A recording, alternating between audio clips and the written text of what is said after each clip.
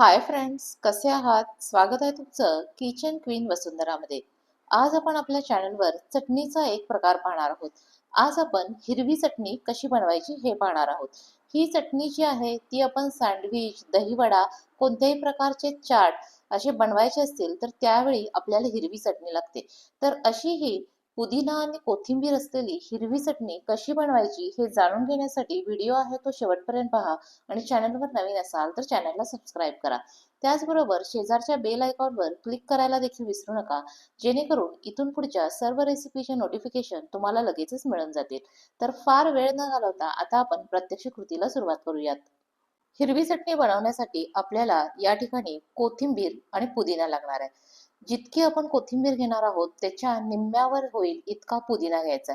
तर सुरुवातीला मी 1 वाटी होईल इतकी कोथिंबीर घेतली होती.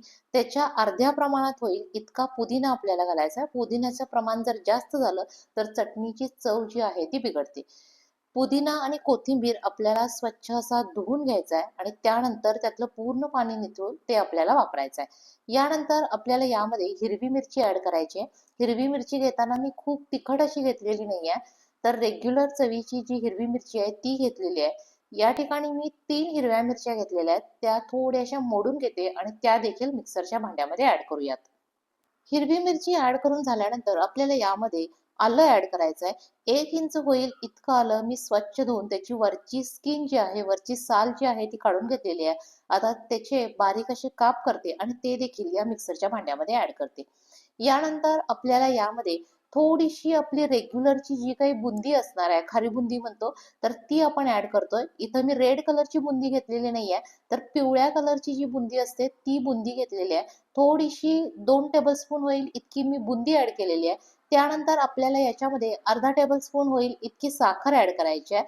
साखर ऍड केल्यामुळं आपल्या चटणीला एक छान अशी चव येणार आहे आणि बुंदी ऍड केल्यामुळं आपल्या चटणीला दाटसरपणा येण्यासाठी म्हणून मदत होणार आहे. यानंतर आपण यामध्ये चवीनुसार मीठ ऍड करणार आहोत. सुरुवातीला मिठाचं प्रमाण कमी ठेवायचं, नंतर आपण टेस्ट करून वाढवू शकतो. यानंतर आपण याच्यामध्ये अर्धा टेबलस्पून होईल इतके जिरे ऍड केलेले आहेत.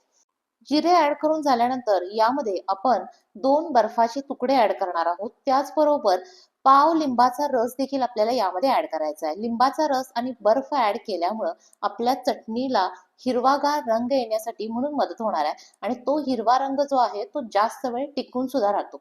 तर आता मी ही चटणी जी आहे ती मिक्सरला छान अशी बारीक करून घेतलेली आहे आणि अशा प्रकारे आपली हिरवी चटणी जी आहे ती तयार झालेली आहे. ही चटणी आपण दहीवडा, चाट, समोसा, कचोरी याबरोबर जी चटणी मिळते तर ती याच प्रकारची चटणी मिळते. तर अशा प्रकारे आपली टेस्टी अशी चटणी जी आहे ती रेडी झालेली आहे. तर ही होती आपली आजची अगदी हलवाई स्टाईल हिरवी चटणी बनवण्याची रेसिपी. रेसिपी आवडली असेल तर व्हिडिओला लाईक करा, शेअर करा.